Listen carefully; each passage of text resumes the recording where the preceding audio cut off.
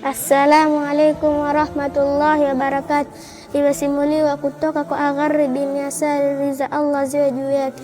Qala, amesema, qala Rasulullah sallallahu alayhi wasallam, amesema mjumbe wa Allah sallallahu alayhi wasallam, ya ayuhan nasu, enyi watu, tubu ila Allahi, tubieni kwa Allah, wastaghfiruhu, na mumtakee msamaha, fa inni atubu fil yawmi, hakika yako mimi tubia ndani ya siku 100 mara 100.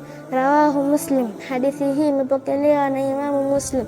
Ndugu zangu Waislamu, katika hadithi hii tunaona ya kwamba pamoja na utukufu aliokuwa nao mtume wetu Muhammad sallallahu alaihi wasallam, lakini alikuwa haaji kumwomba Mola wake msamaha kila siku zaidi ya mara 100.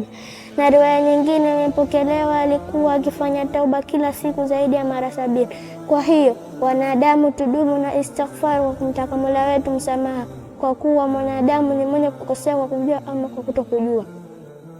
Kama alivyosema mtume wetu Muhammad sallallahu alayhi wasallam katika hadithi nyingine, kullu bani adam khata'in wa khairu khata'in at-tawwabun, wanadamu wote ni wenye makosa na waliokuwa bora katika wanaokosea ni wale wenye kufanya tauba kwa ajili ya Allah subhanahu wa ta'ala.